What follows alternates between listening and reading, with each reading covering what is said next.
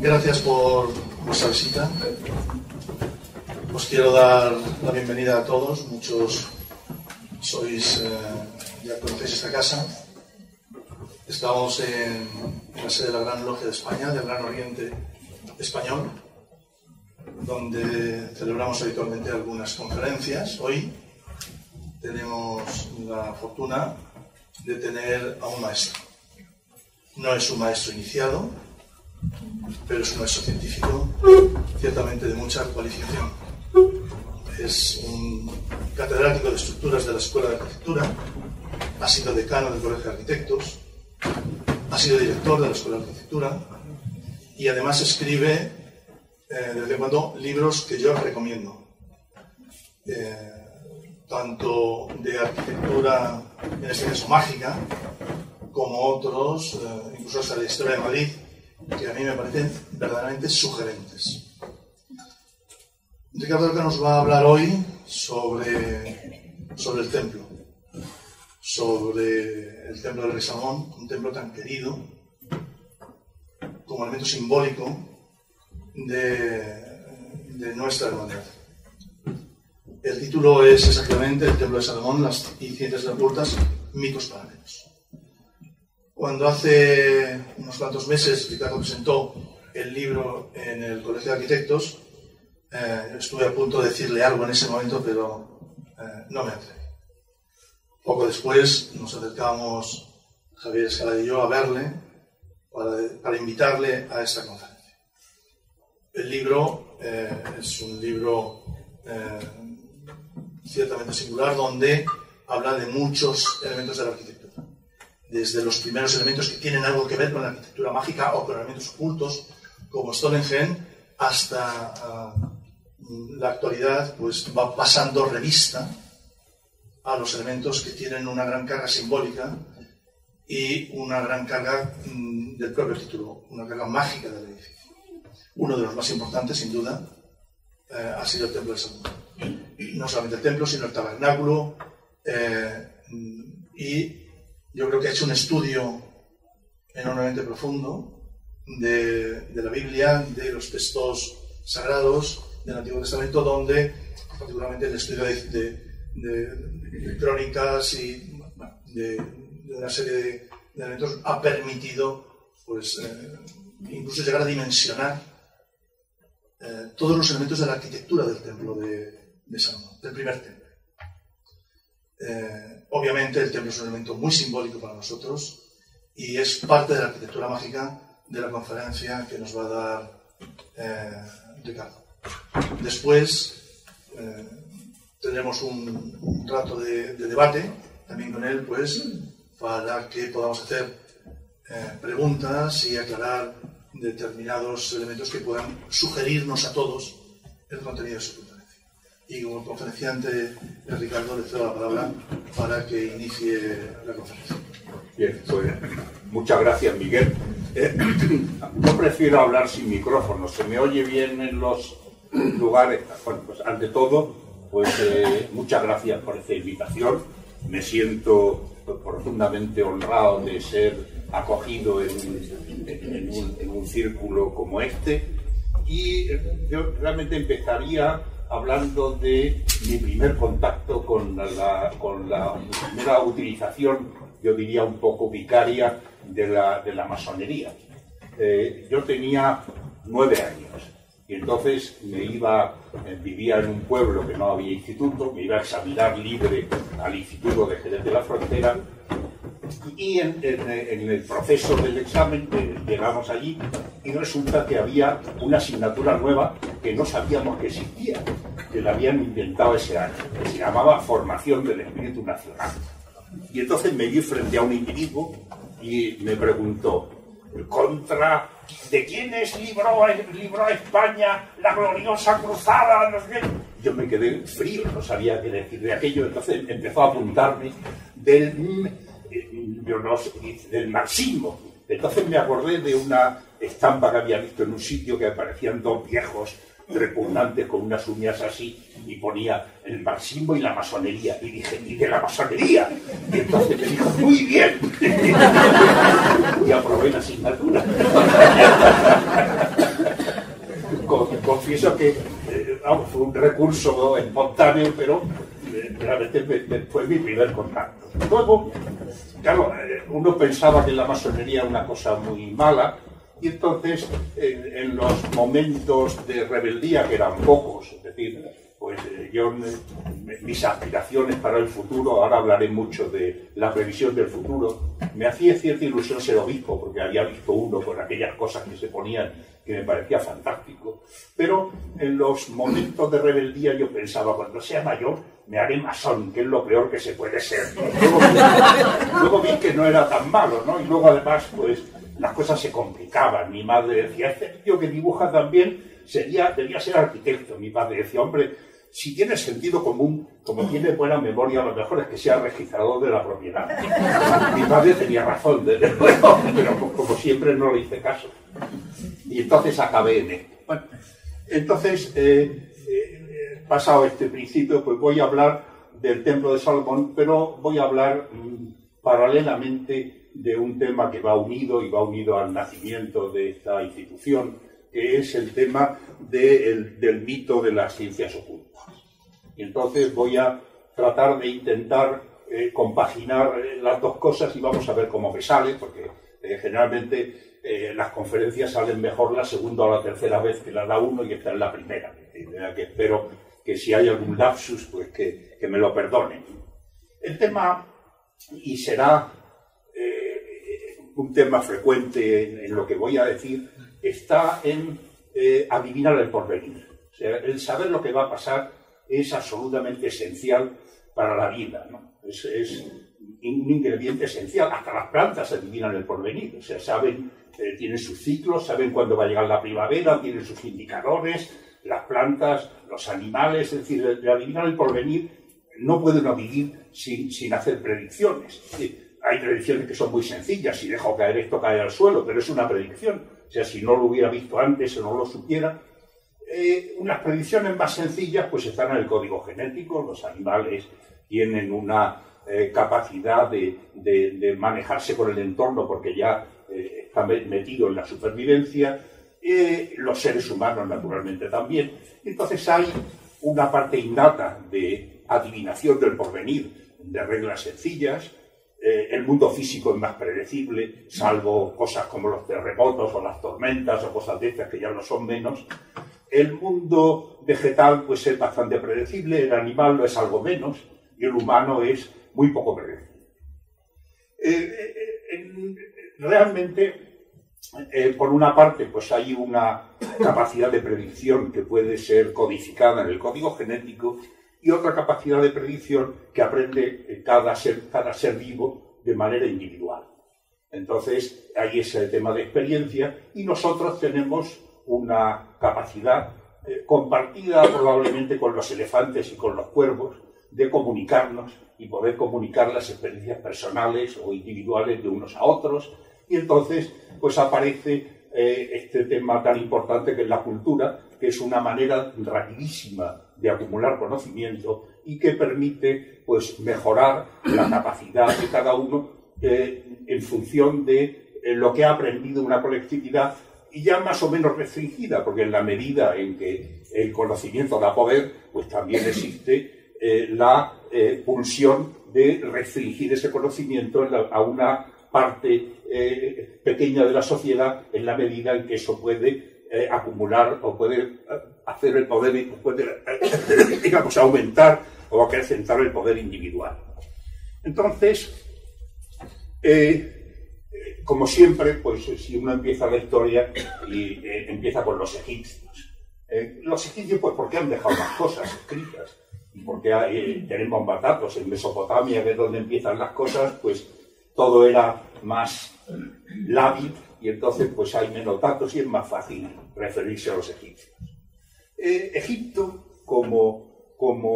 digamos, como experimento social, era un sitio increíble. O sea, rodeado de desiertos y de selva por el sur, de mar por el norte, con muy pocos posibilidad de invasiones y de enemigos y con un rasgo fantástico que eran las inundaciones anuales originadas por unas lluvias en Etiopía, de manera que los egipcios no tenían la menor noción de por qué se producía la inundación. Venía de vez en cuando y además borraba todas las lindes de terreno. O sea, cada año se empezaba de nuevo en una cosa en blanco por algo que venía de forma en principio impredecible y sin ninguna relación con nada, de manera que no podía haber inferencias ni utilizar la capacidad innata de relacionar cosas y de establecer leyes.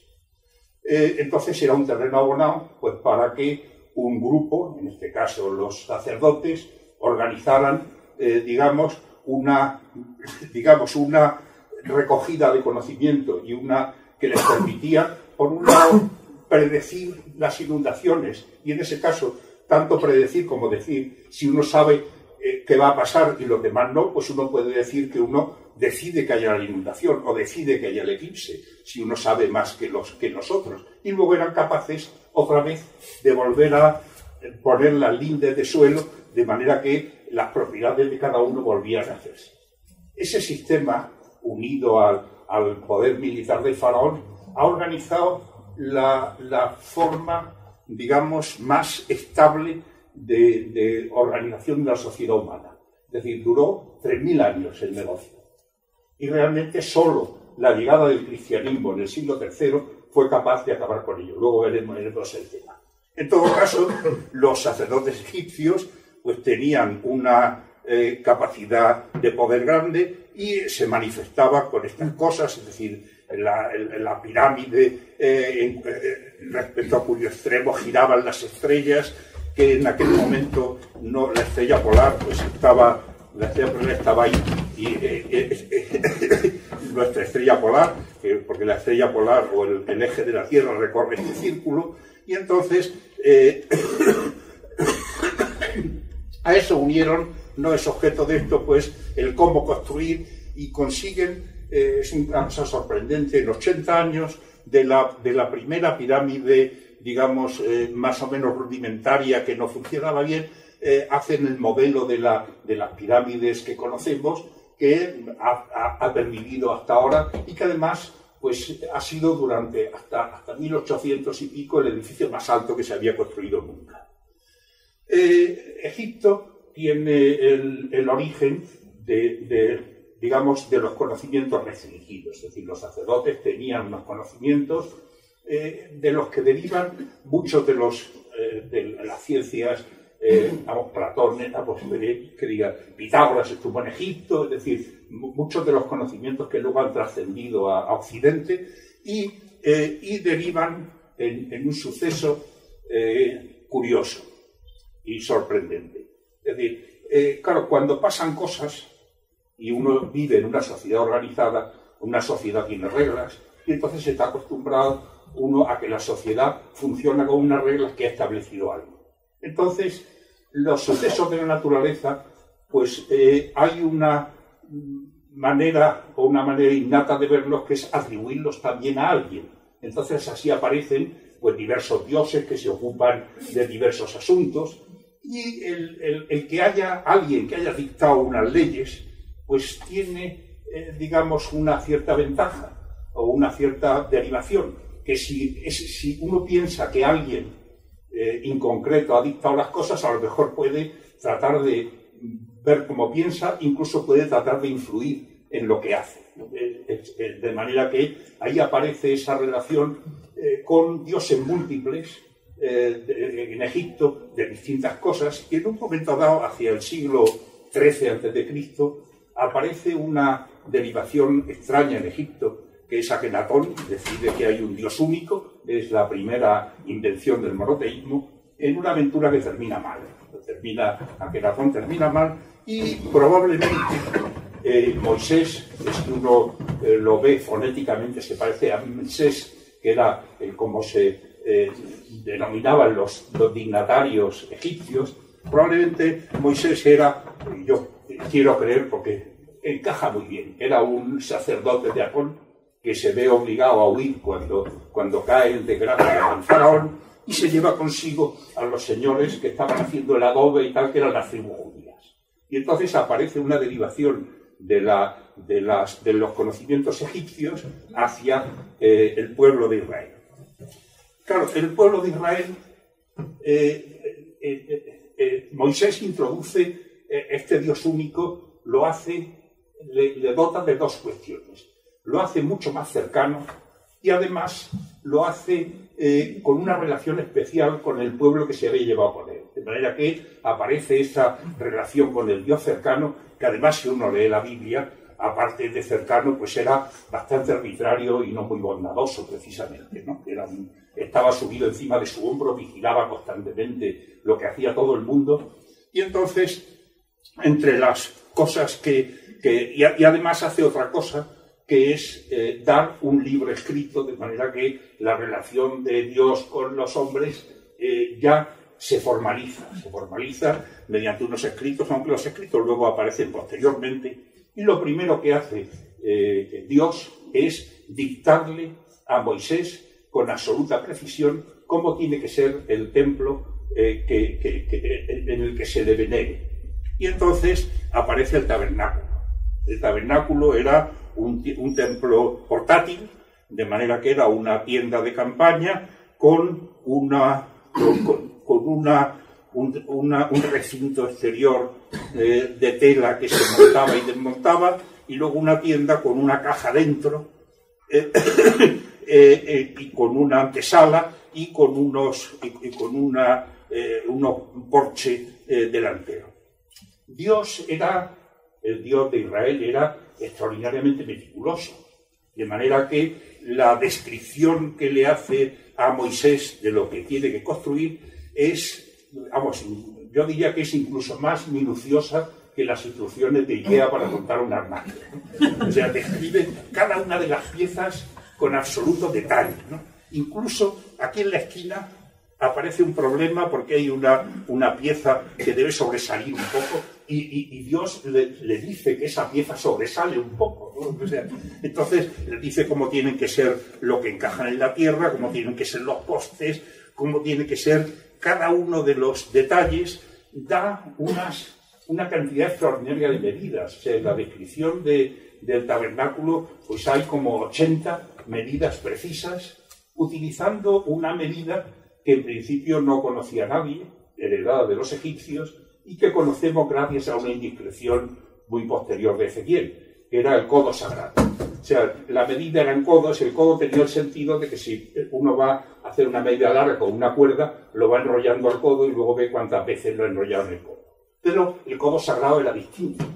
Y el codo sagrado medía un codo y un palmo, que es el codo más 4 dedos, que son, pues, en mi interpretación son 50 centímetros, en la interpretación de Juan de Herrera eran 54 centímetros, porque busca una correlación con el pie castellano. Luego llegaremos a ello. Entonces, las medidas son muy sencillas. Si lo ponemos en metros, pues esto mide 5 por 5 por 5 y 5 metros de alto. Esto mide 5 por 10. Y luego el espacio de delante mide 25 por 25 metros y hay un altar para sacrificios, también portátil, ya todo describe con absoluta precisión cómo había que ir haciendo todo. Incluso, pues en la propia construcción describe cada uno de los elementos, cómo son estos tableros, que el interior es lino, luego pelo de cabra y luego una piel teñida de rojo, y luego los broches que en el interior eran de plata y en lo de pelo de cabra eran de bronce. Es decir, describe con un detalle extraordinario cada una de las partes de que se compone el tabernáculo y cómo se monta para transportarlo de un sitio a otro. De todos modos, debía hacer falta una buena cantidad de gente para mover toda esa impedimenta, ¿no? Y supongo que tardarían unos cuantos días en montarlo cada vez, ¿no? Entonces, andan con este tabernáculo desde el 1300 hasta el 900, durante unos 400 años, hasta que llegan en ese proceso pues han llegado a la tierra prometida, han eliminado a buen número de la gente que allí residía. Es decir, las primeras instrucciones de Dios eran un poco despiadadas, ¿no? Cuando lleguen a este poblado, maten a hombres, mujeres y niños, pero quédense con el ganado, ¿no? Hoy día parecen un poco salvajes, pero bueno, esas eran las instrucciones que tuvo en su momento.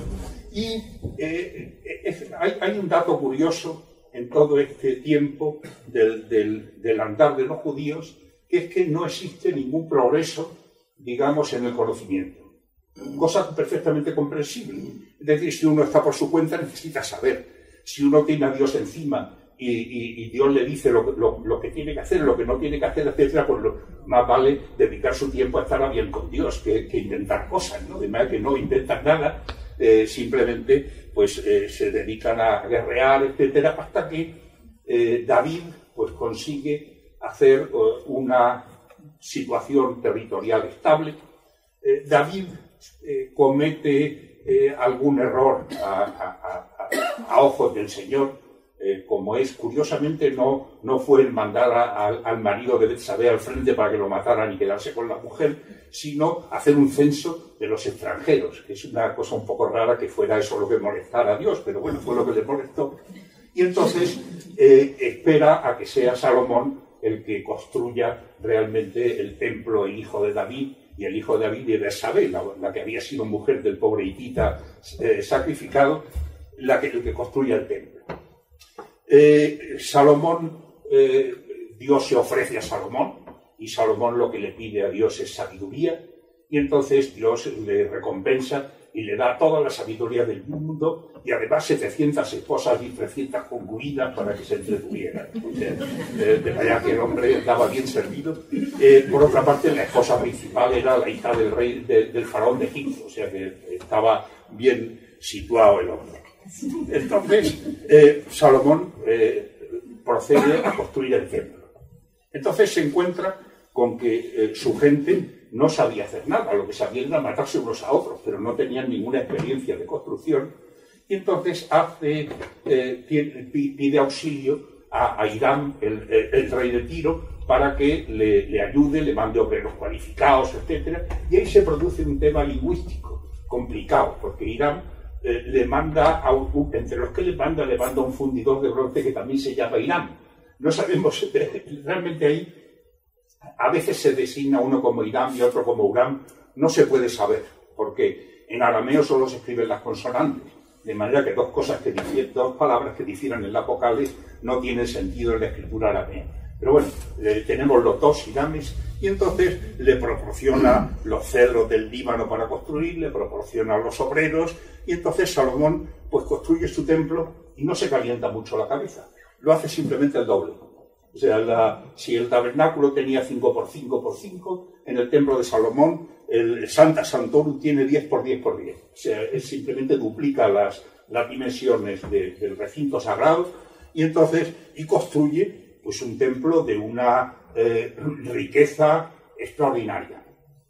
Aquí el tema de la Biblia es mucho más complicado. Es decir, mientras que la descripción del tabernáculo es de una precisión extraordinaria, la descripción del templo es, y aparecen varias descripciones no exactamente coincidentes, es como la de un turista que fuera por allí y le llamara mucho la atención las cosas. Es decir, dedica la Biblia mucho más tiempo a unas pilas de abluciones con ruedas que a describir el propio templo, porque se conoce que les llama mucho la atención de que una pila de abluciones se moviera.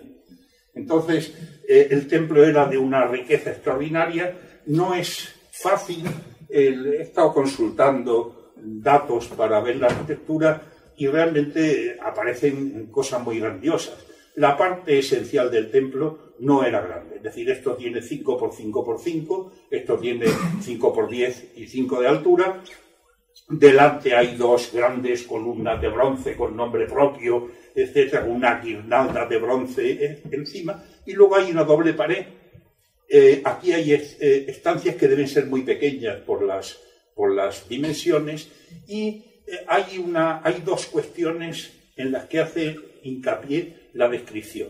Bueno, esto al final son los querubines. Los querubines no eran unos angelotes como los pintan los pintores, sino eran unos señores bastante terribles con 4 alas, etcétera. O sea, no eran probablemente heredados de los asirios. Entonces, hay dos cuestiones en las que hace hincapié. Una, que las vigas en las que apoyan estos pisos no están empotradas en el muro, sino están apoyadas sobre el muro. Y luego, en el proceso de construcción, que el templo se hizo de manera que las piedras ya llegaron labradas y en la obra no se oyó ni un solo golpe de cincel ni de martillo. O sea, es un tema que luego toma Juan de Herrera en la construcción de la Basílica del Escorial. Es decir, el hecho de construir fuera de obra que era completamente insólito. No hay indicaciones de cómo es lo de arriba, de manera que aparece pues este tema, eso sí, con una riqueza increíble. Es decir, estaba forrado de oro, suelo, paredes, he hecho los números y tenía 20 kilos de oro por metro cuadrado. O sea que realmente la riqueza de la decoración era extraordinaria. Había además palmeras y había animales decorados en las paredes, cosa insólita, porque Dios les había prohibido la representación de cualquier bicho viviente. Pero bueno, se conoce que con Salomón, como le quería, pues hizo alguna excepción. Y entonces había esta riqueza de decoración y luego el templo pues formaba parte de un complejo enorme. Estaba orientado hacia el este, como luego fueron orientados generalmente todos los templos, a la salida del sol. Aquí había una plaza de 50 por 50 metros, o sea, la gente no entraba en el templo, los sacrificios se hacían delante, y luego pues había una serie de patios y dependencias que a su vez estaban dentro de otros patios y dependencias. Realmente la descripción, vamos, no diría precisa, pero la descripción más profusa del templo es la de Ezequiel, que es bastante confusa por otra parte, pero permite suponer que tenía como 1500 por 1500 metros de lado el recinto exterior. Tenía además 3 puertas, no había puerta en el lado de poniente, que es precisamente lo que queda ahora como muro de las lamentaciones, probablemente porque ahí había algún corte de terreno o algo así, y entonces es la única zona en la que no había ninguna puerta. La gente utilizaba estas puertas y estas puertas solo podían ser utilizadas por el príncipe en determinadas situaciones en que estaba en absoluta gracia de Dios, etc. La mayoría de las dependencias pues eran sacerdotes, cantores, el tema de los sacrificios está muy especificado, el tiempo máximo debía transcurrir entre el sacrificio y que los fieles consumieran la carne. Pues claro, la quema era una quema simbólica, es decir, se mataba el animal, se hacía una quema simbólica y luego el resto pues se consumía como parte de la celebración. Y si creemos a la Biblia, pues en el origen, digamos, en la consagración del templo, pues eran cientos de corderos y de bueyes los que se sacrificaron, es decir, supone una cantidad de gente enorme. Probablemente las cifras están posiblemente algo exageradas, pero ha quedado como esta magna construcción.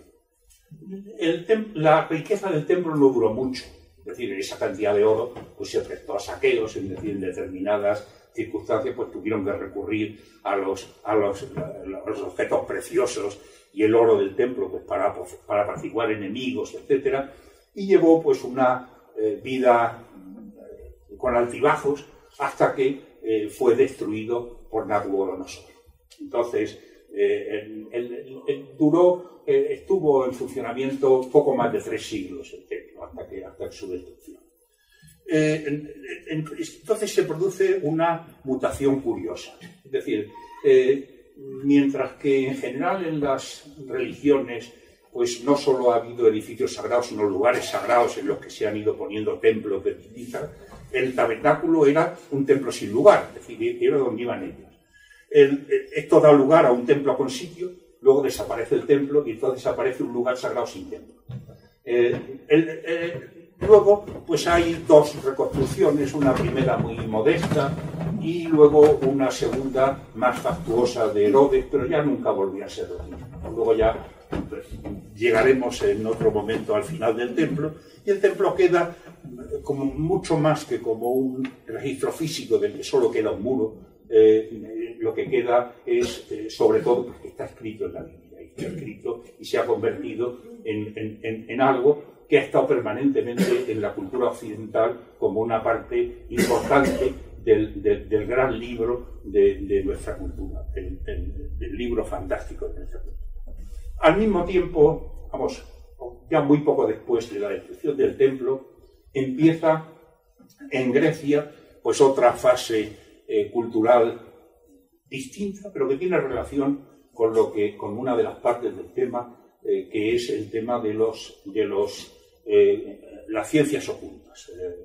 Se originan en Egipto, se supone que Moisés pues era depositario, desaparecen del mercado en esa época, es decir, no hay alusiones en la Biblia al tema de ciencias ocultas, pero Salomón sí reúne toda la sabiduría del mundo y se supone que tiene de nuevo acceso a estos conocimientos de los sacerdotes egipcios.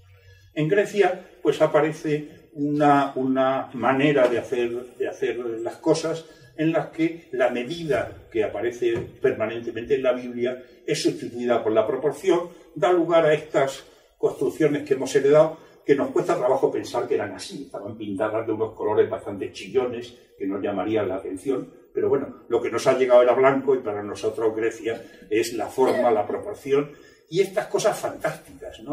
O sea, con intervalos de 60 años desarrollan estos capiteles que hemos seguido usando hasta ahora. Es decir, nadie ha sido capaz de inventar algo que llame tanto la atención o que signifique tanto como ha significado los capiteles griegos de los perímetros.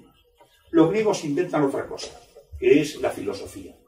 Es decir, ya el conocimiento ya no es un conocimiento de grupo que se utiliza, sino no todo el conocimiento, sino una parte del conocimiento se hace de ámbito general. Es decir, se discute y se intenta comprender cómo funciona el mundo, por lo menos una parte del mundo. Al mismo tiempo mantienen los mitos órficos, los ritos secretos, etcétera, hacen, digamos, ponen su vela a la razón y su vela al subconsciente, y existe de todas maneras una vela de ocultismo. Es decir, Pitágoras es prácticamente para nosotros casi el inventor de los números. O sea, se da cuenta de que los números tienen una existencia propia, no son solo cantidades. Toma los números de Egipto y convierte los números a su vez en una secta cerrada y secreta que son los pitagóricos. El propio Platón, discípulo de Sócrates, pues da lugar a los neoplatonismos, es decir, que aparecen unas ciertas sectas o sociedades secretas dentro de o paralelamente al desarrollo de la filosofía y del conocimiento compartido, ¿no? que aparece por primera vez y prácticamente por única vez en la cultura. En este proceso pues aparecen cosas que luego tienen sus referencias, como es el tema de la proporción áurea, la relación esta mágica, que además curiosamente aparece sola en la naturaleza. Es decir, si ustedes cogen cualquier rectángulo y le van añadiendo cuadrados del lado grande, al cuarto cuadrado que le añaden tienen una cosa que tiene la proporción áurea. Y la proporción áurea es la proporción de una tarjeta de crédito. Es decir, ha llegado a vulgarizarse, es el 1618, y entonces ha llegado a vulgarizarse hasta el carnet de identidad y la tarjeta de crédito. Entonces, encuentran la proporción áurea, encuentran que es la relación del lado y la diagonal del pentágono, y eso da lugar pues, a las figuras estas del pentagrama, eternamente repetidas, en que cada uno va teniendo la misma proporción con los siguientes, etcétera, etcétera, que aparece también de forma recurrente luego resucita el Renacimiento con la serie de Fibonacci, pero al final, digamos, no es un artificio el llegar a esto, es decir, sale sola. Es decir, por eso aparece mucho en la naturaleza. Los procesos de crecimiento conducen casi inevitablemente a cosas en las que puede encontrarse de una manera u otra la proporción áurea. Entonces, Grecia pues aparece, es aplastada por Roma.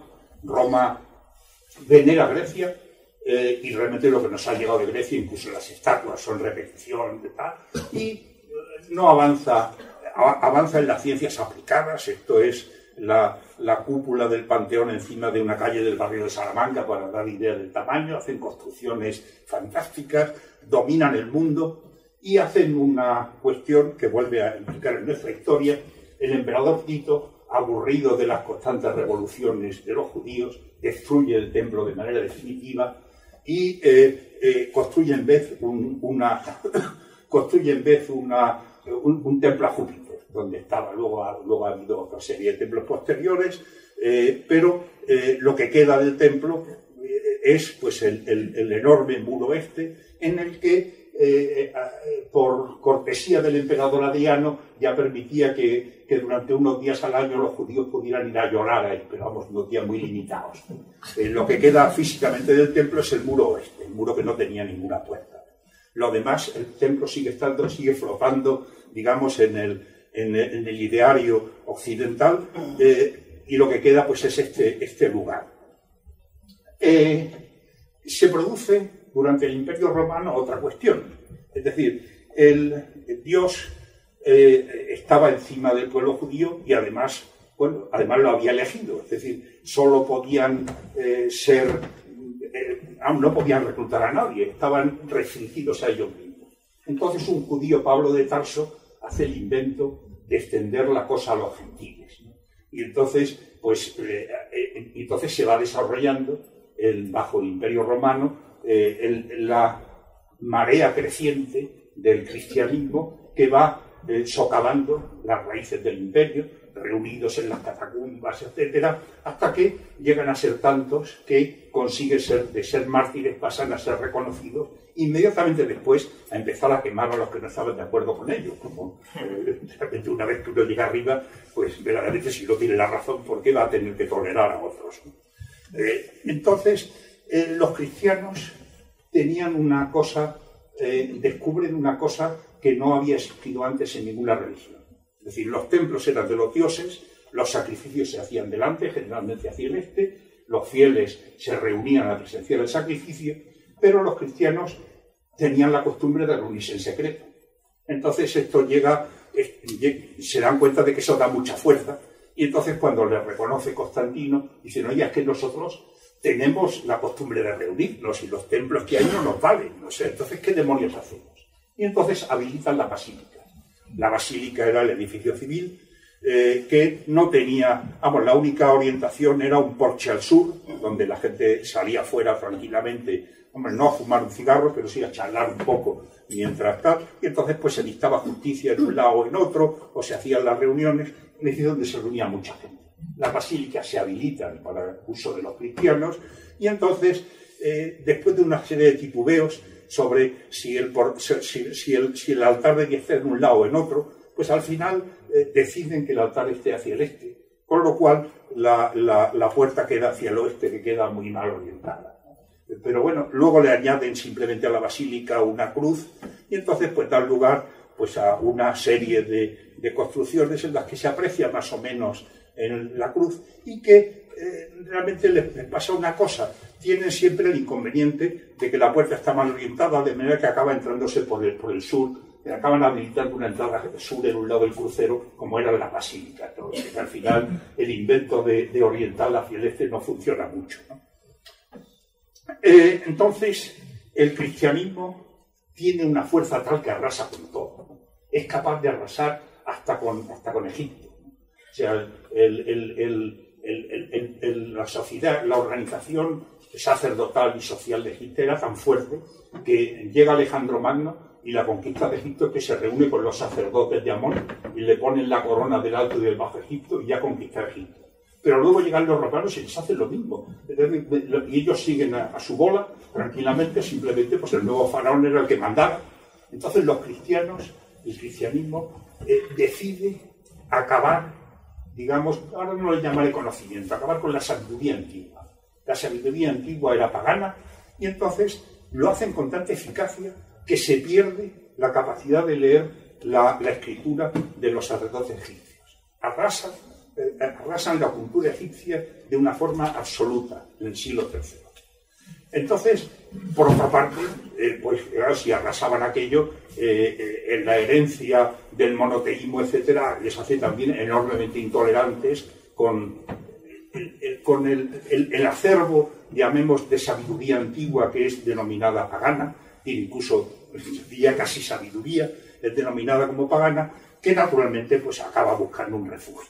Y entonces, hacia el siglo III, aparece la invención de esta figura del Hermes Trismegisto, que es un personaje mítico, que se supone que aparece en la destrucción del templo por Nabucodonosor y se hace con los conocimientos que había almacenado allí Salomón procedentes de los sacerdotes egipcios. Entonces aparece una cierta tradición de, llamémosle, a mí no me gusta el término ciencias ocultas porque realmente a partir del 18 ciencia significa otra cosa. Yo diría de sabiduría no siempre contrastada, porque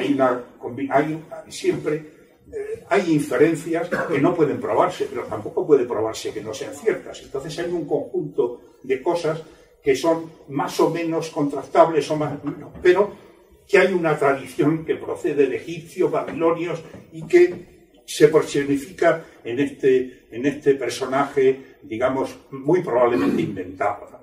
Que es en Occidente ha dominado absolutamente la Iglesia, y entonces todo esto, pues el que supiera, el que se interesara por estas cosas, incluso por cosas bastante más mundanas, pues corría el peligro de ser quemado por los brujos, de manera que no había mucha distinción entre el que sabía algo y el que sabía cosas que no deberían saberse, ¿no? Aunque se trata de hacer estas distinciones entre magia blanca, magia negra, etc. Pero en Bizancio son más tolerantes, sigue existiendo una cierta tradición de ocultismo, y entonces luego aparecerá volverá a aparecer en el Renacimiento. Pero mientras tanto, en la Europa medieval surge otro tipo de conocimiento, digamos, restringido, y es el conocimiento de los masones, es el nombre en francés de los canteros. Construir una bóveda era muy complicado, entonces en el 1140 se toma carta de naturaleza un tipo de construcción que consistía en cubrir un espacio cuadrado con dos arcos. Luego aparecen arcos apuntados porque utilizan piedras del mismo radio, es una cosa puramente casual la aparición del arco apuntado, y luego aquí se ponen piedras pequeñas, y entonces se pueden hacer construcciones que empujan en puntos, empujan muy poco, mucho menos que las construcciones romanas, permiten, en la historia de la construcción no ha habido una innovación semejante. O sea, realmente el paso del románico al gótico significa hacer exactamente lo mismo con la cuarta parte de piedra. O sea, no ha habido una innovación semejante en toda la historia de la construcción.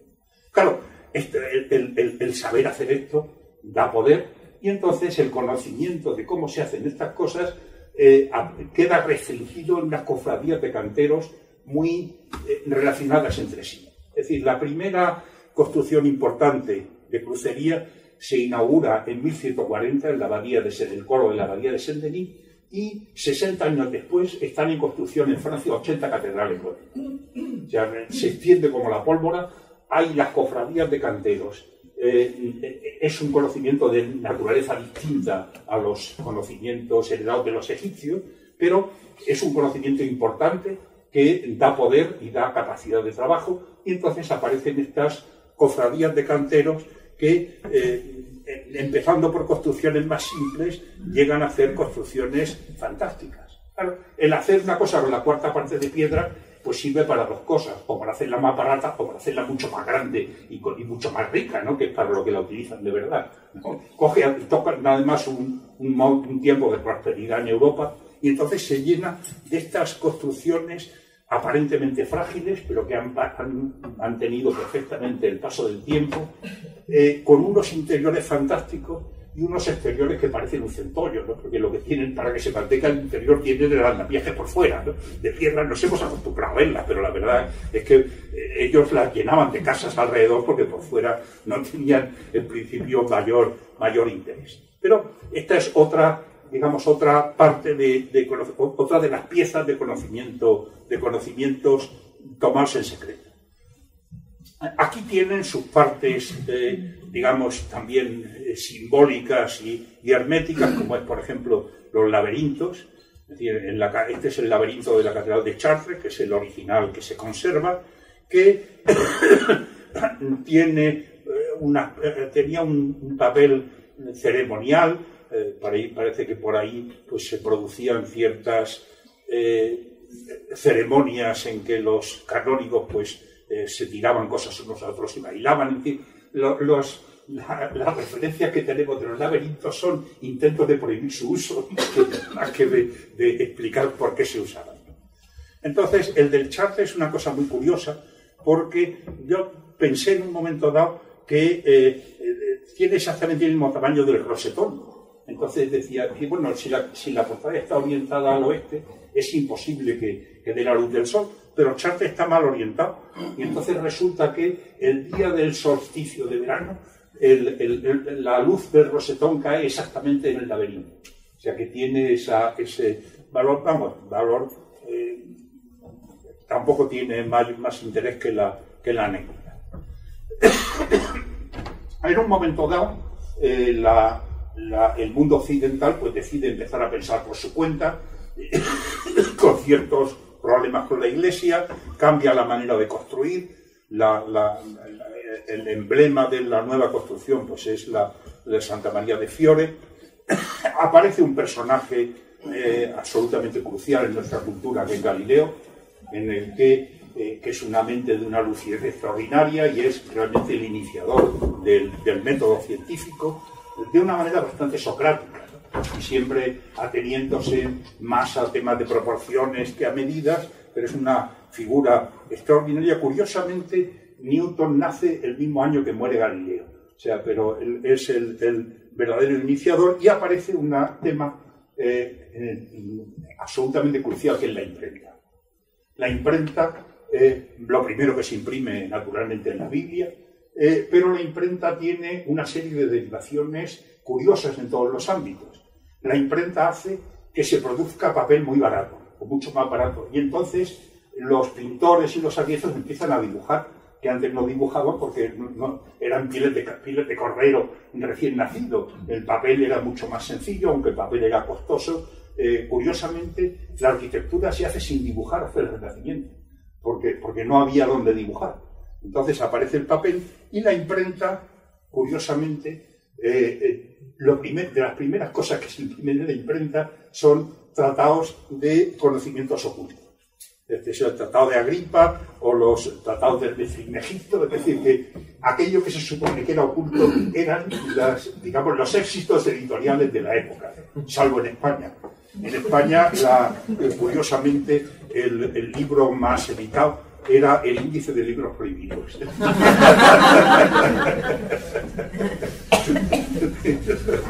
Era el mayor éxito editorial. Vamos, bien cierto. Entonces, aparece una enorme cantidad de literatura, aparte ya de la literatura científica, pero hay muchos más títulos de ocultismo que de literatura científica entre las primeras imprentas. Y, naturalmente, bueno, en España hay una derivación extraordinariamente interesante, y volvemos al Templo de Salomón, que es, esta es la versión de Villalpando del Templo de Salomón. Y luego pues está Felipe II y su arquitecto, matemático, consejero, que era Juan de Herrera. Entonces, Felipe II y Juan de Herrera hacen lo más parecido posible al Templo de Salomón. Yo creo que incluso incluyendo el propio Templo de Salomón. No creo que el Templo de Salomón se pareciera tanto a sí mismo como lo que hace Felipe II. Hace el enorme templo, de luego con mucho más volumen. El Templo de Salomón era más grande, pero no tenía esas alturas. O sea, el volumen construido del Escorial es tremendo. La imagen generalmente aparece tal, pero los arquitectos tenemos una manía de la orientación, y yo pongo el norte hacia arriba y el este hacia la derecha. Y entonces esta es la planta del Escorial. Y entonces aquí están señalados el elemento fundamental, que es este. Entonces Herrera, a la hora de construir el Templo de Salomón, se encuentra con un problema en principio insoluble.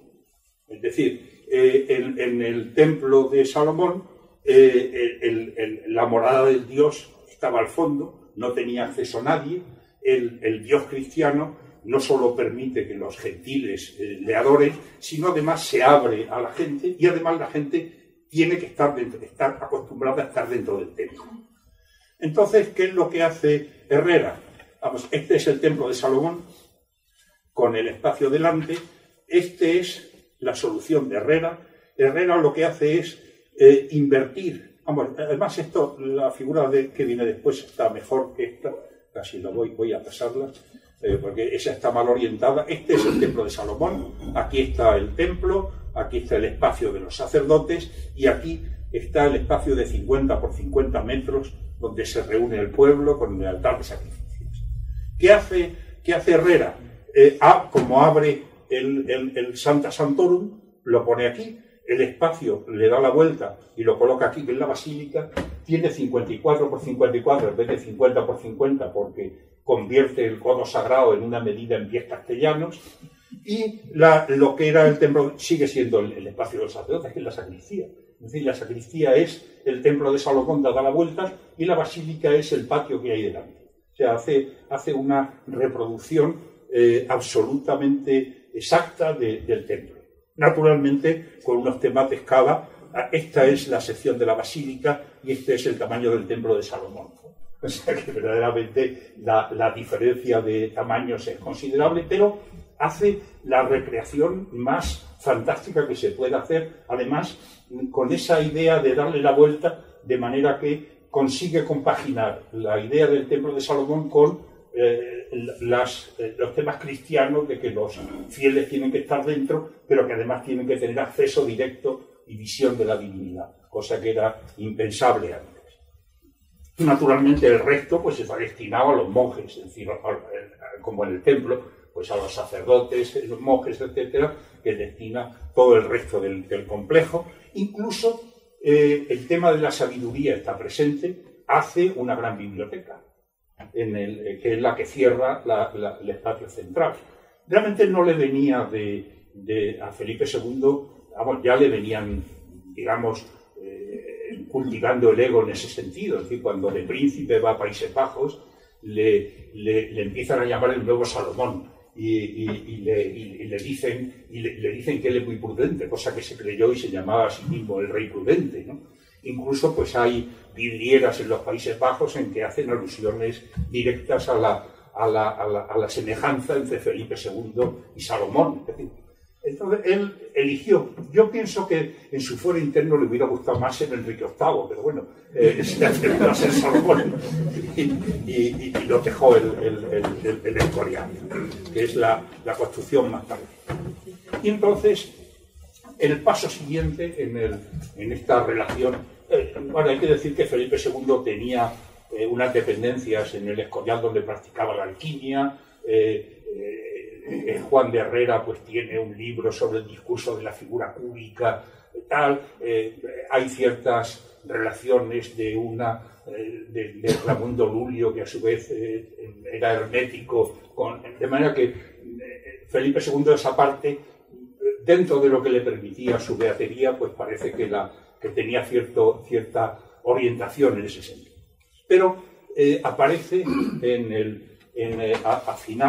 nace a finales del 17 una figura absolutamente esencial en la cultura occidental, que es Newton. Newton era un sujeto, digamos, mucho más oscuro que Galileo. O sea, Galileo era una mente lúcida y racional. Newton era mucho más raro, ¿no? Era arriano y practicaba la alquimia. Pero me voy a detener un poco en esta época, porque es una época muy curiosa.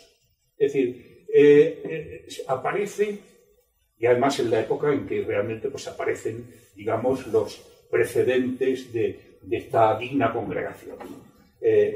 Poco después de Newton aparece la masonería, etcétera. ¿Por qué aparecen? Es un tema que a mí me ha preocupado porque intento entender las cosas. Entonces Newton hace una cosa fantástica, que es encontrar una ley que explica a la vez por qué cae una piedra y por qué la Luna da vueltas alrededor de la Tierra y por qué la Tierra da vueltas alrededor del Sol y por qué los planetas se mueven como se mueven. Bueno, ¿por qué? Hasta cierto punto, ¿no? O sea, descubre más bien el cómo que el por qué. O sea, Newton, cuando publica su ley de la gravitación universal, que explica en forma matemática el mundo, Leibniz le escribe: oiga, ¿y eso de la gravitación qué es? ¿es un milagro o es una fuerza oculta? ¿No? O sea, seguimos sin saber qué es. Bueno, Einstein dice que es que se curva el espacio-tiempo, etc. Pero bueno, realmente Newton no creo que la gente entendiera muy bien qué es lo que había hecho, porque hace una cosa, que es introducir las matemáticas en la filosofía. Y hasta entonces la filosofía es todo el conocimiento. En cuanto empieza a haber matemáticas, pues hay gente que no hace el esfuerzo de dominar el lenguaje matemático, que es fantástico y concreto, y entonces pues se aparece primero la diferencia entre filosofía y filosofía natural, que eran los filósofos naturales eran los que no tenían miedo a las matemáticas, y luego la filosofía pues se acaba refugiando en algo más parecido a la teología que al conocimiento del mundo. Pero Newton hace esta, y entonces la gente de pronto tiene la sensación de que el mundo se puede explicar de forma racional. Formaba parte de la Royal Society, que es un conjunto de científicos que acaba desarrollando la actual ciencia moderna, pero en aquel momento, y yo creo que todavía bastante después, no había una distinción entre lo que ahora llamamos ciencia y lo que se llaman ciencias ocultas. Era todo conocimiento. Uno más o menos contrastado, otro menos. Y entonces, en ese momento, empieza a aparecer, oiga, conocimiento de verdad, que se pone la fórmula matemática, que sale y que se hacen las ecuaciones y que tal. Y lo otro, pues vaya usted a saber. Entonces, claro, hay que pensar que la credulidad, en la credulidad, ¿no? Lo que entonces creía la gente, hacia 1400, hay un decreto del Parlamento inglés prohibiendo que los ciudadanos fabriquen oro. Probablemente eran conscientes de que si la gente empezara a fabricar oro en su casa, menudo jaleo que había con la moneda y todo eso, ¿no? Bueno, el que hubo en España cuando empezó a haber oro de América barato, ¿no? que venía por las buenas sin que procediera del trabajo. Y entonces prohíben que se fabrique oro. Ya a principios del siglo XVII, a propuesta de Boyle, que era un reputado científico, el Parlamento deja sin efecto y permite que los ciudadanos fabriquen oro siempre que lo lleven luego a la Torre de Londres para que se acuñe moneda. O sea, realmente eran capaces todavía, a principios del XVII, en creer que se podía fabricar oro, y lo que hacen es poner las precauciones para que no se organice un caos social con la gente fabricando oro de cualquier manera por sus casas, ¿no? Los horóscopos era una manera de adivinar el porvenir, sobre todo de adivinar qué iban a hacer los demás. Entonces en Inglaterra estaba penalizado el hacer el horóscopo de una persona notable sin su permiso. Es decir, uno de los protocientíficos, que era John Dee, tuvo que exilarse de Inglaterra porque se corrió la voz de que había hecho el horóscopo de la reina Ana. Y entonces su vida corría peligro porque, claro, si él sabía lo que iba a hacer la reina Ana al haber observado su carta astral, pues era un individuo peligroso, ¿no? O sea que no había una frontera clara que en ese momento empieza a establecerse. Entonces, la gente incluso de la propia Royal Society, es decir, la gente interesada por el conocimiento, se encuentra con que de pronto una parte del conocimiento que tenían, precisamente la más bonita y la más sugerente, empieza a ser dejada de lado. Y entonces, por una parte aparece la ciencia, pero por otra parte eran preciosos los textos arcanos y herméticos y todo eso, y entonces arrumbar eso no les hacía mucha gracia. Y entonces, pues empiezan a reunirse a hablar de sus cosas, de las cosas que les divertían, independientemente de las cosas que no podían decir en la Royal Society, y además empiezan a reunirse en secreto, porque esas cosas podía alguien tomarlo a mal, ¿no? Entonces se empiezan a reunir en secreto. Conocimientos secretos se asocian a los conocimientos secretos de los canteros, y entonces las logias eran los sitios donde se reunían los canteros. Aparece el término logia, aparece el término masón, etc. Curiosamente, en las primeras logias no hay ni un solo cantero. O sea, toman la parafernalia y toman un nombre, y naturalmente, pues, qué mejor que unir la construcción con la construcción del templo y en la sabiduría de Salomón, de manera que aparece un símbolo fantástico. Hay además un tema que luego tiene una repercusión grande a la que luego me referiré en ese asunto, que es el tema a su vez, de la ley de la gravitación universal. Es decir, Newton explica de pronto o encuentra la clave de cómo funciona el mundo físico. Y entonces dicen, caramba, el mundo físico funciona con una ley sencilla y racional. ¿Por qué el mundo humano es tan complicado? Y hay tantas formas de gobierno, muchas de ellas injustas, tantas religiones, etc. Tendría que haber algo semejante a la gravitación universal que sirviera por encima, que estuviera por encima de las formas de gobierno, de las formas de las religiones, y que fuera una cierta guía para el funcionamiento de la humanidad.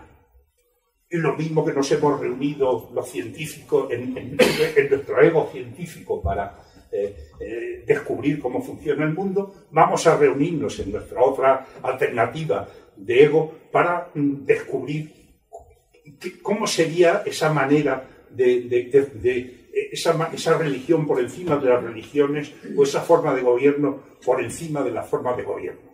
Y además, si alguien puede descubrirlo, pues somos un grupo de personas educadas y de buena familia como somos nosotros, ¿no? No va a descubrirlo eso cualquiera, ¿no? De manera que detrás de eso hay también ese intento de tratar de buscar un orden en las relaciones humanas, que tiene luego consecuencias 100 años después, como luego veremos.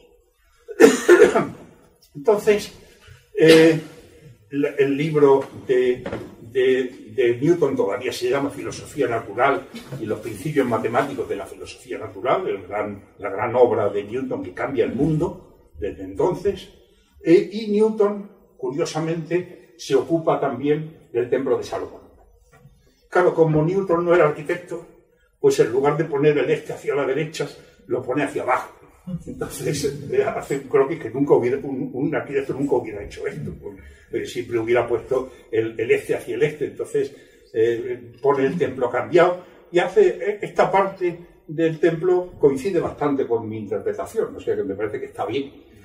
La parte exterior yo creo que se lía más con las descripciones de Ezequiel en los patios exteriores, pero se interesa por el templo, se interesa por la Gran Pirámide, es decir, estudia cuidadosamente las dimensiones de la Gran Pirámide, porque él, para saber la constante de la gravitación universal, tenía que saber cuál era el radio de la Tierra, y por alguna razón creía que entre los números de la Gran Pirámide estaba la clave del radio de la Tierra, que se suponía que los egipcios la sabían. Bueno, pierde mucho tiempo con esos temas.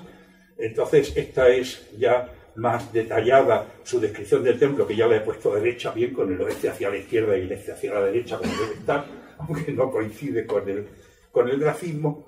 Y, claro, la masonería que nace en esos momentos, pues cuenta con personajes muy prominentes. Es decir, Christopher Wren era en aquel momento no se llamaba Gran Maestro, pero era el dirigente principal de la Logia de Londres, cuando hace la construcción de San Pablo, que realmente no tiene nada de símbolos masónicos.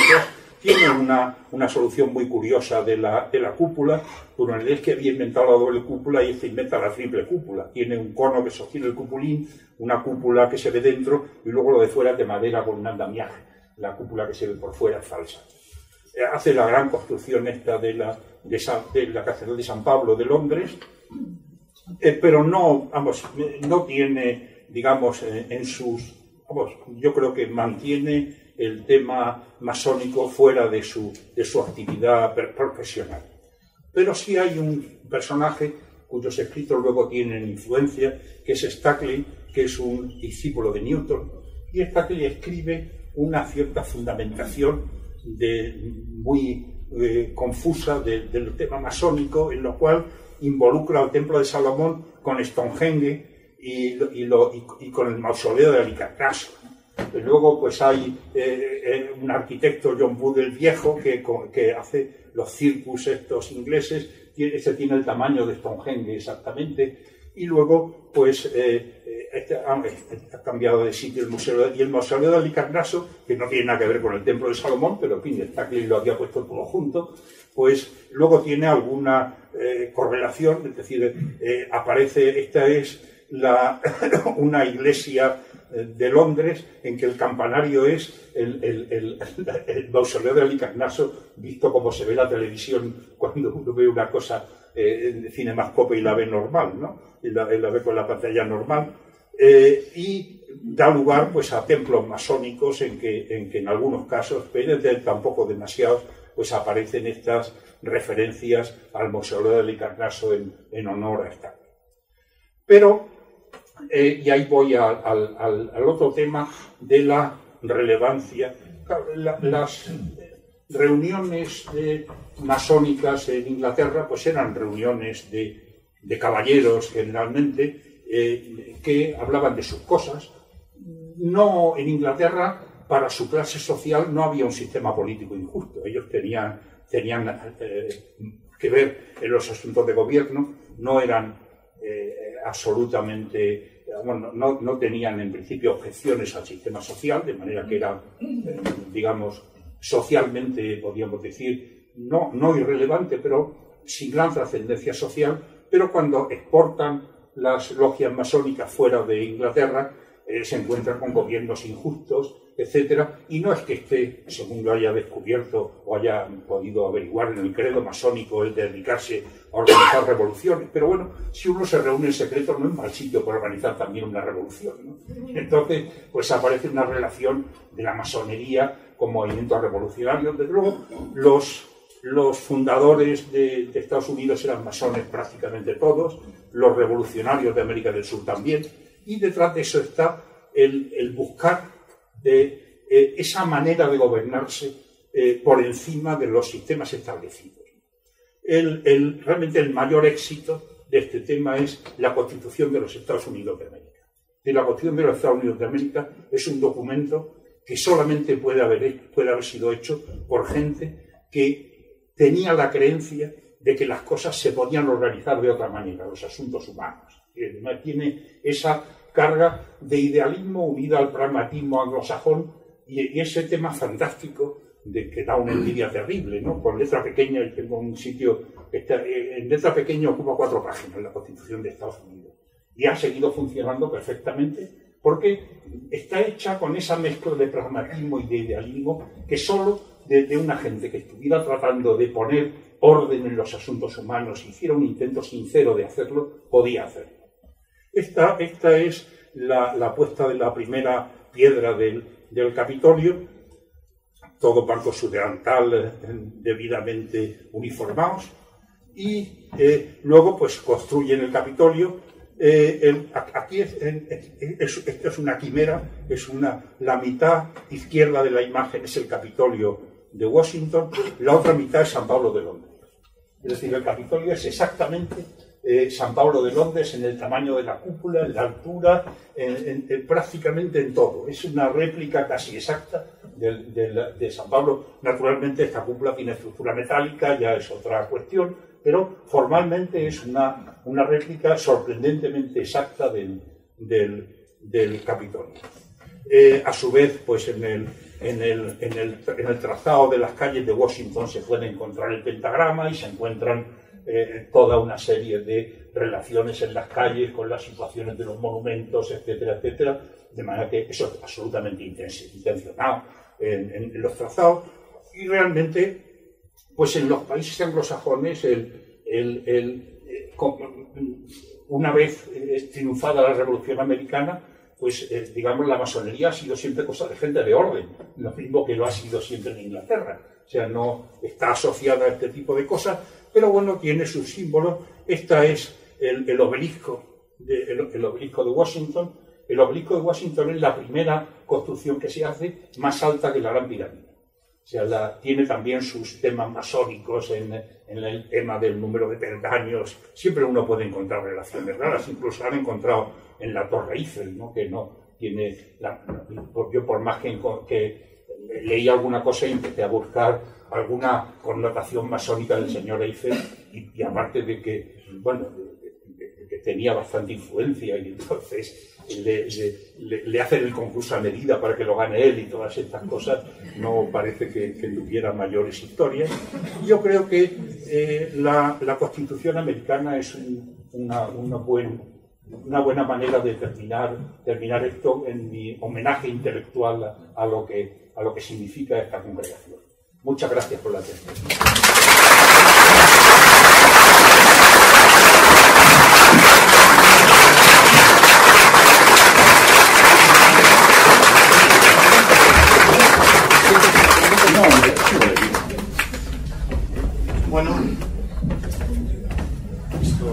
Vamos, quiero decir que no sé si lo que esperaban ustedes era esto, pero yo suelo utilizar estas conferencias para poner en orden mis ideas sobre algún tema, y entonces he tratado de poner en orden mis ideas más sobre el tema del ocultismo y las ciencias ocultas y todo esto que sobre el tema de Salomón. En cuanto a los orígenes de la masonería, pues espero no haber ofendido a nadie, pero es lo que he conseguido averiguar sobre este tema, y no sé si estoy o no en lo cierto.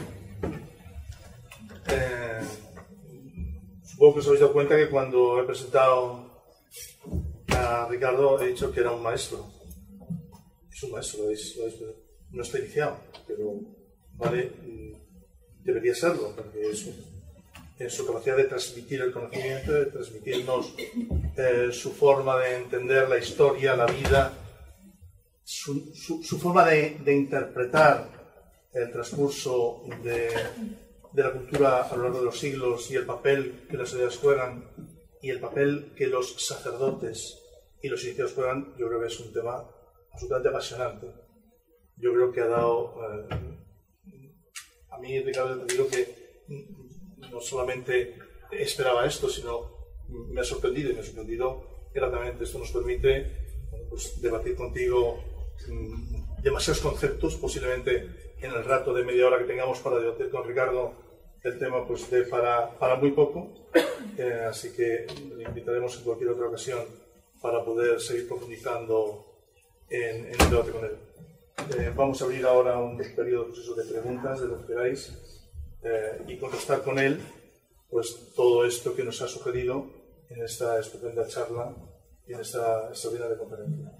Así que vais pidiendo la palabra, que queráis hacer alguna pregunta o que queráis hacer alguna exposición pequeñita, por favor. Y entonces pues abrimos un turno de palabra para preguntar todo aquello que haya quedado un poco en el tintero.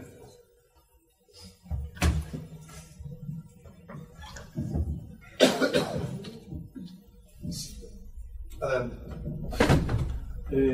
¿Hay algún edificio en Madrid o en alguna otra ciudad española importante que se haya construido siguiendo las orientaciones o las normas que usted nos ha expuesto? Bueno, todas las iglesias están orientadas en la medida en que han sido capaces de hacerlo hacia el este. O sea, la orientación hacia el este es un tema, diríamos, canónico. Las cosas, luego las calles estaban como estaban y no siempre acertaban con la orientación exacta, pero realmente es en general ese tema, a mi punto de ver, equivocado. Es decir, en un clima como el español, la peor orientación para tener la fachada de un edificio es la poniente. Entonces, verdaderamente creo que a Constantino la Iglesia le debe la orientación hacia el este, y le debe una cosa terrible, vamos, terrible o fantástica, según se quiera, que es la Santísima Trinidad. Es decir, Constantino era neoplatónico, y entonces Platón tenía una historia parecida a la Santísima Trinidad, y entonces como en quid pro quo del reconocimiento del cristianismo, pues les obliga a adoptar esta inexplicable cuestión. No digo inexplicable cuestión porque en un momento dado en que estaba haciendo la restauración de la Catedral de Tarazona, antes de, por un incidente que no hace el caso, quedara mal con el obispo, yo le había pedido y me había aceptado el que me dejara dar un sermón sobre la Santísima Trinidad, y entonces me lo había estudiado a conciencia. Como realmente acabamos mal antes de mi ocasión, no puedo decir nada de la Santísima Trinidad, solo que es una cosa un poco rara, que fue el precio que pagó, una de las partes del precio que pagó el cristianismo por el reconocimiento por Constantino. Vamos, no hacía el caso, pero bueno, como se había olvidado contarlo antes. Yo quería preguntarle, ¿el papel de Juan Bautista de Toledo en la construcción del monasterio de Escorial? No tiene papel. En principio hay unas trazas iniciales, pero realmente la parte del monasterio dura es la de Juan de Herrera, sin ninguna duda. Juan Bautista hace las primeras trazas, pero Herrera incluso cambia parte de las cosas que había hecho Juan Bautista de Toledo, y el tema de la basílica enteramente de herrera, y además hace la idea, lleva a la construcción la idea de construir, hacer los sillares fuera y llevarlos hechos a la obra. Lo mismo que había pasado con el templo, y consigue así hacerlo más deprisa y más barato. Es decir, que inventa la prefabricación realmente cogiendo la Biblia y siguiendo el criterio del templo. O sea, el tema, la solución final del tema es absolutamente de Juan de Herrera. Realmente había habido el precedente de Villalpando, que da una primera idea de cómo estaba en el aire el tema del templo de Villalpando, que como una materialización de lo que viene en la Biblia. ¿Quería hacer un inciso? ¿El románico tiene que ver algo con esto o no? No tiene nada que ver. No, el románico es un momento de... Vamos a ver. Hay un momento, una serie de siglos de absoluto desorden. Es decir, la caída del Imperio Romano es tremenda, se produce un empobrecimiento brutal, se reduce la población de Europa de una manera drástica. Entonces nadie tiene capacidad de construir. Hace falta, digamos, una acumulación primaria de capital para poder construir. Entonces se van construyendo pequeñas cosas. Los romanos construían en hormigón, pero claro, el hormigón requiere una técnica y entonces se vuelve a construir en piedra de pequeño tamaño. Entonces poco a poco se van haciendo cosas más grandes siguiendo el modelo romano de las bóvedas, y entonces conforme tratan de hacer las cosas más altas se encuentran con problemas.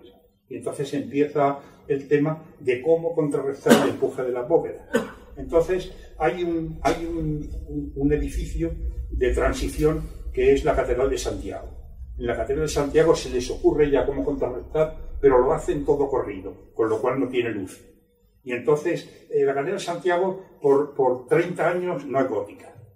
Luego el nuevo sistema de construir es tan bueno que en la Catedral de Chartres habían empezado a hacerla en patrones románicos, y entonces llega un momento en que tiran abajo todo lo construido y la empiezan otra vez porque se dan cuenta de que les trae cuenta cambiar al sistema nuevo y destruir lo que había hecho en vez de tratar de continuar lo que... Entonces ahí hay digamos la evolución progresiva con la eclosión de pronto del gótico.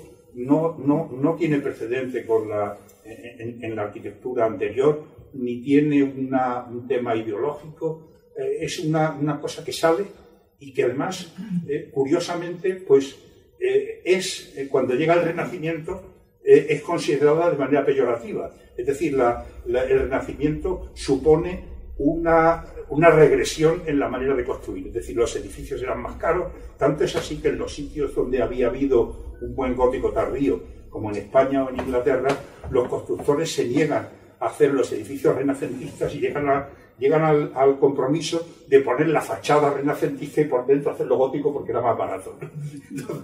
Y hasta que llega el momento en que la cosa cambia, y entonces al final encuentra una solución intermedia, que es no hacer las bóvedas de piedra. El Escorial sí las tiene de piedra y la cúpula, pero en general luego pasan a hacerlas de ladrillo más ligeras y luego les ponen los lunetos y acaba pareciéndose más a una cúpula gótica, pero en cualquier caso se construye mucho peor. Es decir, la construcción gótica es fantástica, ¿no? Es un hallazgo absolutamente increíble. Y realmente los canteros hacían bien en conservar sus secretos. Es curioso, esos edificios tan complejos se hacían sin planos. Se hacían sin planos y sin arquitectos. Era el arquitecto colectivo y no hacían planos. En la Cábala judía, en la Torá de los judíos, que es la Biblia de los judíos, ¿están también recogidas las mismas dimensiones del templo de Salomón? Sí, claro, supongo que no se habrán inventado una cosa distinta, ¿no? Y tengo una curiosidad, ¿por qué Moisés de Miguel Ángel tiene cuernos? Pues lo sabía, pero se me ha olvidado. No soy capaz de recordarlo ahora. Probablemente dentro de media hora me acuerde, pero ya no estaré aquí. Lo que pasa es que me parecía la mejor imagen de Moisés que podía presentar. Son antes de luz. Don Ricardo, le doy de verdad, le felicito por su maravillosa conferencia y me ha suscitado a mí algo que quisiera expresarle aprovechándome de su amabilidad. Y tiene que ver con la dificultad de la palabra oculto. Es una palabra, un término que yo creo que está muy degradado, por lo menos en estos tiempos. Oculto, que básicamente quiere decir lo que está fuera de los ojos, es decir, lo que no se ve a simple vista. Y digo esto, dificultad, porque a mí me gusta más expresar ese término con la palabra, por ejemplo, misterio. Misterio, que tiene una raíz etimológica muy singular y muy interesante. Misterio, que viene del griego mistes, de donde viene también, no en vano, el término místico. El místico es el que participa del misterio, del mistés.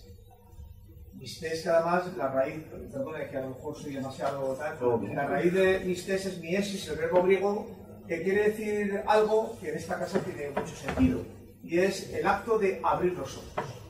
Es decir, de pasar de la oscuridad a la luz. Este gesto tan simple como hacer así es miesis. Es la raíz etimológica de la mística, de lo misterioso. Y creo que viene más a cuento en el tema general sobre el que estamos hablando, y que tiene que ver con otro término griego muy singular respecto a las religiones, que es el de agretón, es decir, la expresión de lo inefable, de lo secreto, que no es lo mismo lo secreto que lo oculto. Y pongo siempre en clase un ejemplo muy típico, y es el, por ejemplo, el de los misterios conocidísimos de Eleusis. Los misterios de Eleusis iba toda la gente, iba todo el mundo. Era un misterio democrático, en el que iban todos los ciudadanos, desde que ya llegaban a determinada edad. Sin embargo, el agretón, es decir, el secreto sobre la expresión de lo inefable, es decir, la sensación que la persona tenía participando en ese misterio, es absolutamente desconocido. ¿Tienes una pregunta? No, nada más, solo era eso. Es decir, que no hay... ¿Qué es lo que ocurre? Para distinguir lo oculto de lo misterioso, de la expresión de lo que digo yo, de lo secreto, quizás un término que venga más apropiado cuando, por ejemplo, nosotros decimos que efectivamente el templo de Salomón no se describe completamente, es porque a lo mejor entraba dentro de ese concepto. Es decir, no se tenía que expresar exactamente las medidas del templo, sino que eso formaba parte de ese secreto, de ese misterio. Por no emplear el término oculto, que en mi opinión, pues a lo mejor no del todo no expresa con la rotundidad de vida lo que estaba en juego entonces, que era algo que en principio a nosotros nos parece tan banal como las dimensiones de un templo. Perdón, vamos a ver, no, sí me parece relevante. Vamos a ver, yo haría dos apreciaciones. He usado el término ciencias ocultas, que ya he dicho que también que no me gusta, porque hay una cierta contradicción. Yo hubiera preferido llamarle, como en algún momento creo que le llama Kipling en algún relato, como la sabiduría antigua. A mí me interesa más esa mezcla de inferencias probadas y no probadas, imposibles y no posibles, con que la posible derivación mística, que verdaderamente soy poco adepto a cosas que tengan una cierta alergia, a las cosas que tengan alguna connotación religiosa, ¿no? Entonces, prefiero mantenerme en un terreno concreto, y había mucha cuestión concreta en la sabiduría antigua que es perseguida de una manera encarnizada por la Iglesia durante siglos. En todo caso, el tema, la apreciación me parece, y realmente yo creo que expresa mejor lo que yo había intentado decir con menos precisión, esta dualidad griega entre la filosofía por un lado y de alguna manera la parte irracional o menos racional de nuestra naturaleza, que también reconocen y cultivan, ¿no?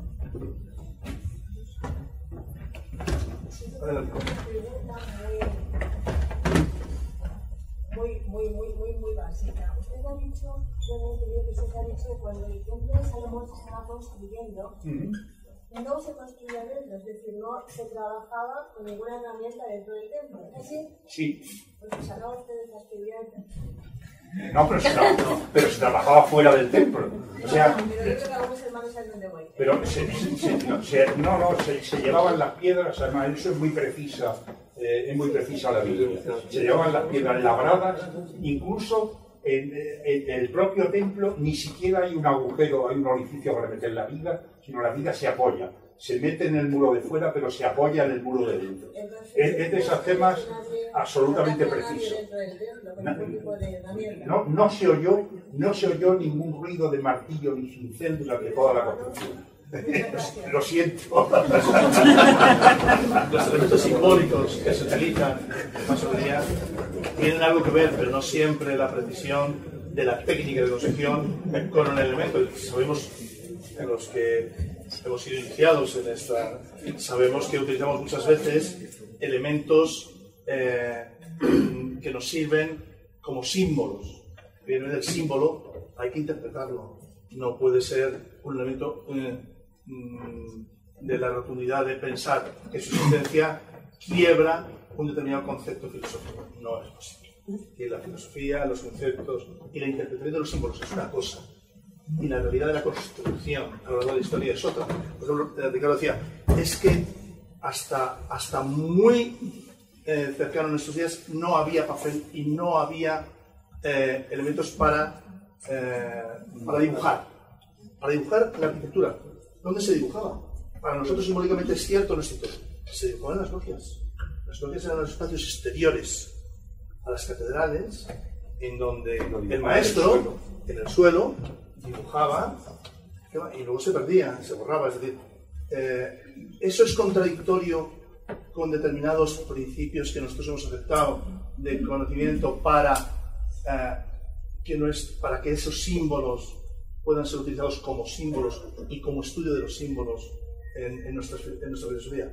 Es que yo no hablaba de eso, me disculparás por decirte, pero yo seguro que muchas gracias. La pregunta es, hay ciertas catedrales o construcciones que desde la cúpula den una luz hacia el altar o donde sea. Por ejemplo, en San Petronio, en Bolonia, hay una que marca la luz y todo el agro que se desarrolla durante todo el año. En Madrid hay algunas parecidas. En Madrid, aparte de Corea, que creo que también tiene los... Ya, pero en Madrid es que realmente Madrid es una ciudad que no existe hasta después de Felipe II. No era nada. Era un pequeño pueblo manchego que tenía la ventaja, tenía tres ventajas para Felipe II. Primero, había buen agua. Había unas captaciones de agua y agua de buena calidad. En segundo lugar, había un sitio de caza cerca y le gustaba mucho cazar. Y en tercer lugar, no había obispo. El obispo de Toledo era una cosa terrible. Y entonces, no, en Madrid no fue diócesis hasta Isabel II. Porque no, vamos, era la separación de la Iglesia y el Estado, lo mejor era 80 kilómetros, por lo menos. O sea, entonces, Madrid tiene muy poca cosa antigua y realmente incluso la poca cosa que había anterior al 17 o a finales del 17 fue además reconstruida. Es decir, Madrid ha tenido unos arquitectos fantásticos de la Ilustración que se dedicaron a rehacer los edificios que había y si estaban en buen estado ponerle fachada nueva. Pero en Madrid no queda prácticamente nada anterior a Carlos III. Vamos a daros, perdóname, un par de palabras más, no vamos a tosigar, porque ya tenemos más oportunidades. Habías pedido tú la palabra y luego la pedirás. También es una pregunta muy rápida. Relación entre los templos del otro monoteísmo de la misma zona, es decir, las mezquitas con el templo de Salomón. No, vamos, el tema de la mezquita yo creo que no tiene ninguna relación. O sea, eso sí tiene, claro, es la otra vertiente del monoteísmo y entonces también los fieles tienen que reunirse, pero es una oración personal de los fieles y no es más que un sitio cubierto y una indicación de la orientación cuando no se equivocaban, claro, porque realmente, no, eso es curioso. En Damasco la Meca estaba al sur y entonces la mezquita de Córdoba está orientada como si estuviera en Damasco, porque está orientada al revés, porque no se dieron cuenta de que la Meca quedaba al este.